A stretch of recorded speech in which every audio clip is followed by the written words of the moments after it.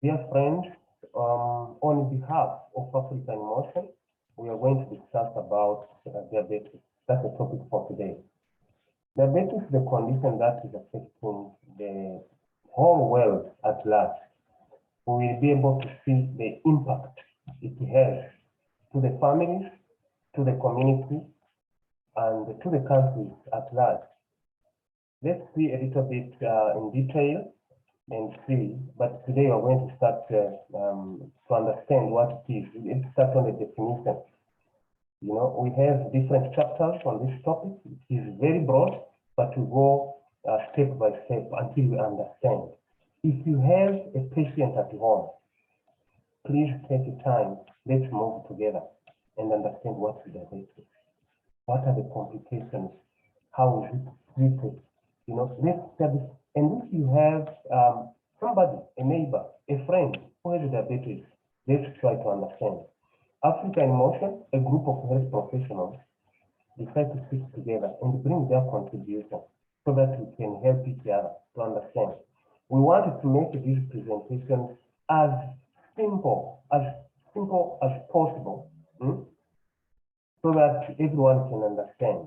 It's like medicine that is made simple. Everyone can understand this condition. We are starting on the topic for today with diabetes, the definition. What is it? To understand the diabetes, you need to go to the organ in the abdomen. There is a pancreas, this organ, which is very important, which secretes insulin as well as other hormones. There is another one called glucagon. And this insulin is very useful in the utilization of blood sugar. The sugar that you have in the blood should be transported by this insulin. It's a transporter. So this pancreas is just behind the stomach, and it is attached to the intestine. So it has some also other secretions that will come to the intestine, but the ones we are talking about today is insulin, which has to go to the blood. How does it work? Maybe to illustrate how it works, remember when you see food, let's say see food and you are very hungry, remember that you start salivating. The saliva will come in the mouth. Or if the wind blows in the eye, you might see the tears start getting produced. So the body will react to a stimuli. That's how the body reacts also. When you put food in the stomach, the pancreas will sense the presence of food, the presence of sugar. Then it will release insulin. So insulin will come and capture the sugar and take it where it's supposed to go, either to the muscles or to the brain. So these are the questions we go through one by one. What is diabetes? What are the causes? What causes diabetes? Let's try to understand one question by one. And how do you know that one has diabetes? What are the signs? What are the symptoms? Are there some complications? What if somebody has blood sugar, high diabetes that is not treated, that's not controlled? What are the consequences? And what are the treatment modalities? How is it treated? Can we prevent it? If you understand these questions, we will be having the basics on the diabetes. So I'm inviting you to move with me as we are going to see one by one. So the definition of diabetes is a syndrome of disordered metabolism and inappropriate hyperglycemia. It's a combination of symptoms that will be produced when the sugar is disorderly utilized. You might have sugar and there is no insulin. That will be diabetes. You might have insulin, but it is not utilized because there are no receptors. So it's a disease that affects how your body uses the blood sugar. The sugar is in your system, but it's not utilized. This is what we're saying here. This is the organ pancreas. The spleen is here on the back side. the stomach is removed so that we can see on the back side. So the stomach will be around here. So the kidney is just back behind. The heart is on top in the chest. Let's see.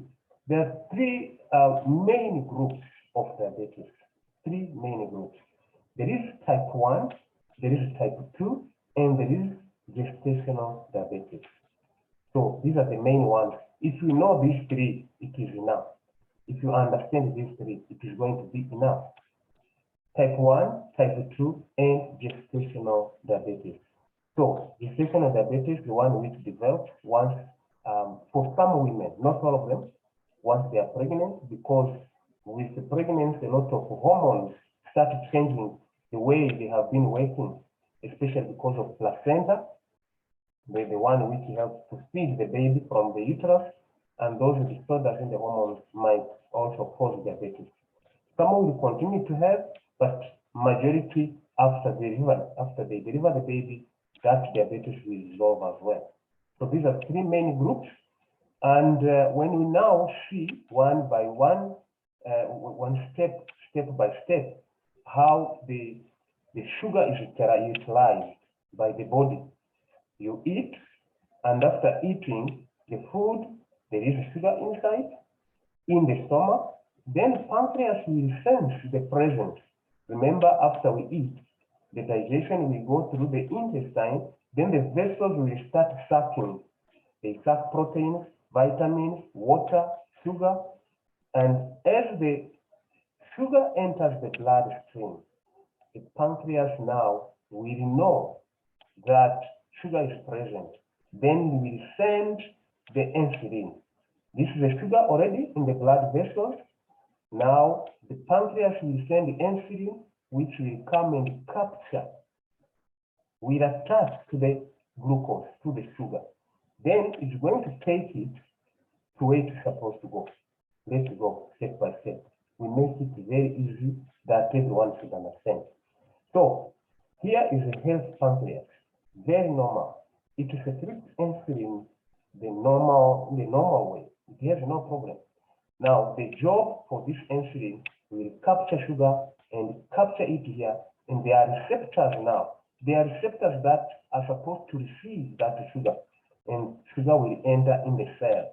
If it is in the brain, it is put in the cells of the brain. If it is a muscle, the muscle that we use to get the power to work, to function, it will insert the sugar in the cell. That's how it works. You know, it works like a key to come to open so that the sugar can get inside. So diabetes type 1 now, the problem is there is no insulin at all. Diabetes type 1, there is no insulin. The pancreas is there, but it never produces insulin, nothing. So now we have the sugar, we have eaten. How will the sugar get inside the cells if there is no insulin? So the result will be to have a lot of blood sugar, which is, the sugar will be elevated in the blood. When you do a test, you just see sugar that is too high. We will study the complication to that. So pancreas has failed to produce insulin. That is diabetes type 1. Diabetes type 2, insulin is present. The pancreas, that organ, the very, very important organ, it is producing insulin. It is producing that transporter for sugar. Then it brings it, when it arrives to the cell, where it's supposed to go to, it doesn't receive.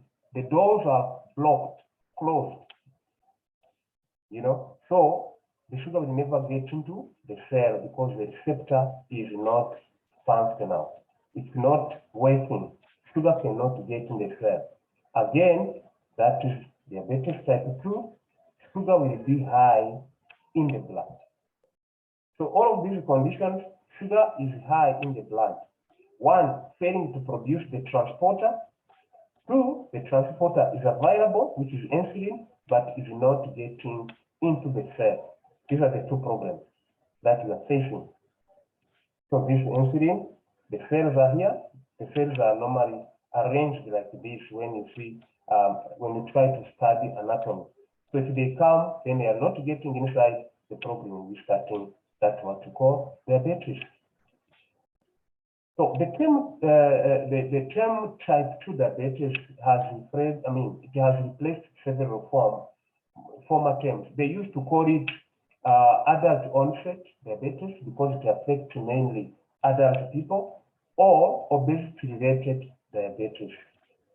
Also, it was being named or called non-insulin dependent diabetes mellitus, type 2, because it does not need insulin. Non-insulin dependent diabetes mellitus, or obesity-related diabetes. We'll see why they were calling it diabetes. Obesity-related diabetes. Diabetes that has relation to obesity. We are going to see why. This type 2. So this is how it is now. The blood vessels are here. We eat. After eating, the blood sugar comes to the vessels. That's normal. Insulin is produced by the pancreas. In normal circumstances, the blood sugar will go to different organs. Can go to the liver to be stored, can go to the brain to be utilized, or to the muscle to be utilized in the normal circumstances. Then, in the abnormal circumstances, where the problem is, you can see there is a lot of sugar here. You can see it. The sugar present in the vessels, the insulin secreted in the presence of the sugar, then the time they are supposed to go to be stored in the liver, the time to go to the muscles, you don't find any sugar available. Nothing. The receptivity to the organ is almost zero. Nothing is coming to the receiving organs. Insulin is available, but sugar cannot get inside. That is a problem now. Let's go and see how it works. For the type 1 now, mainly for children, we can see the pancreas inside. The pancreas will secrete insulin in response to the glucose in the normal circumstances, as we say. But in the little child or type 1 diabetes that we are talking about, insulin will fail. This is how it works. They took this pancreas, they show us the normal cells which are secreting insulin. We can see here in blue, and they are putting insulin in the stores here. In the stores before they channel to the vessels to go to capture the blood sugar to be utilized.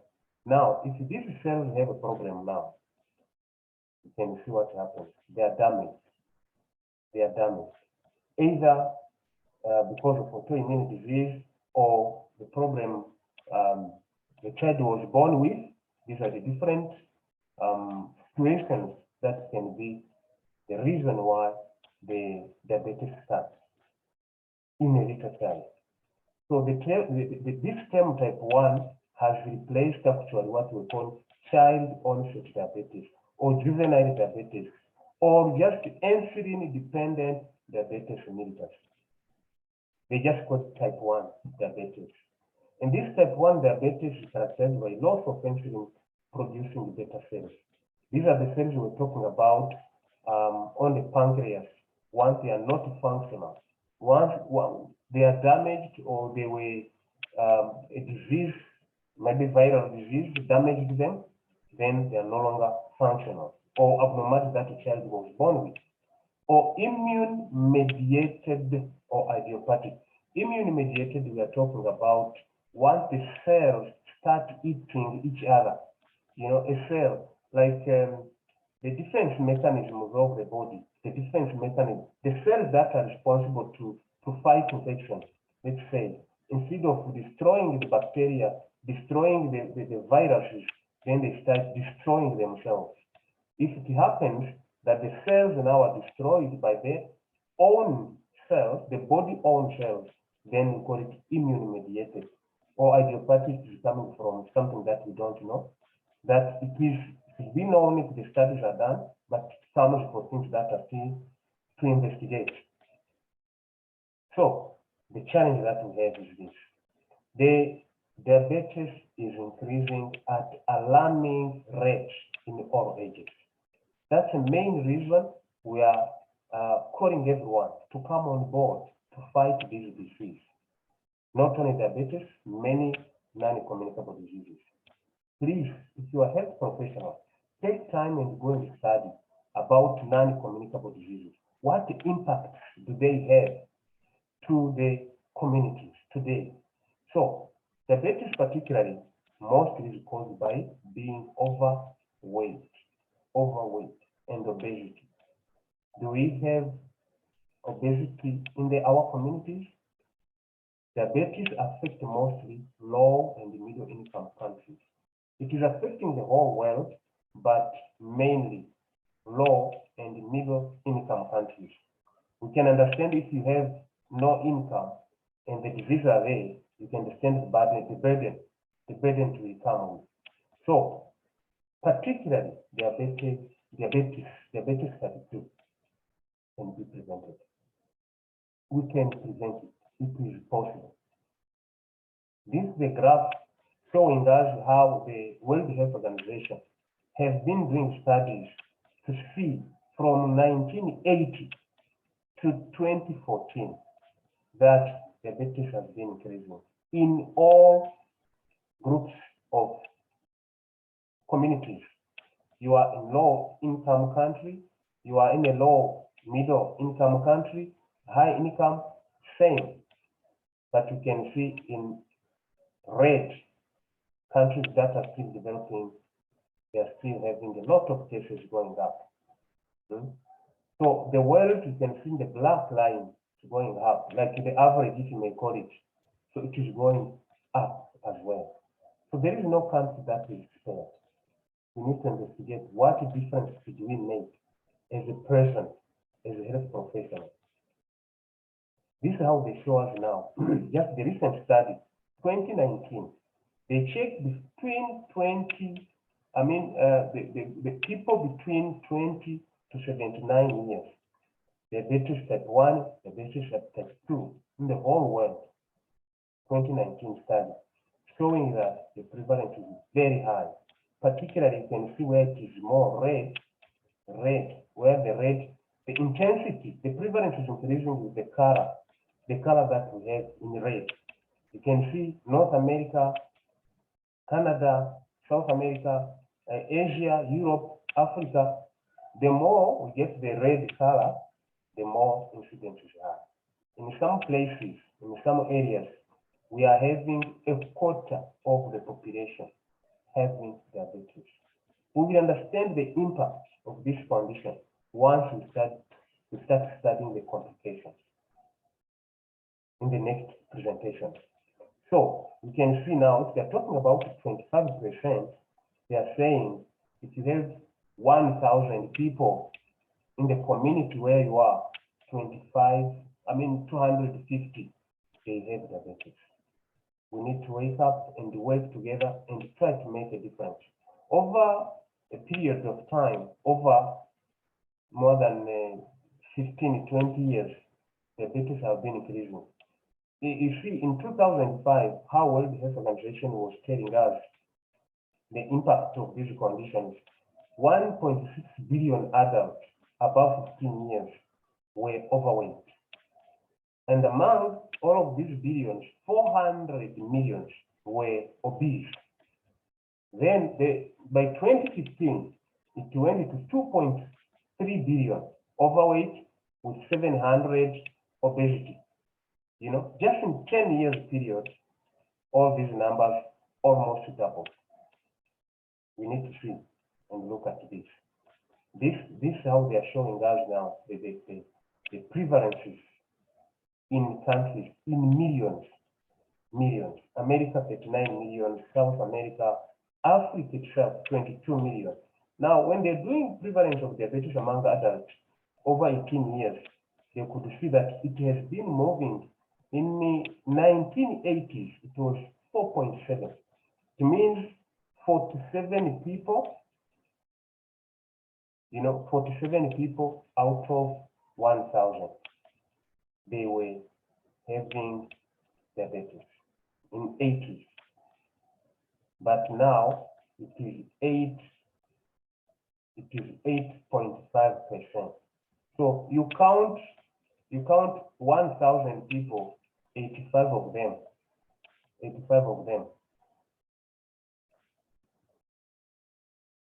in 2014, they were diabetic.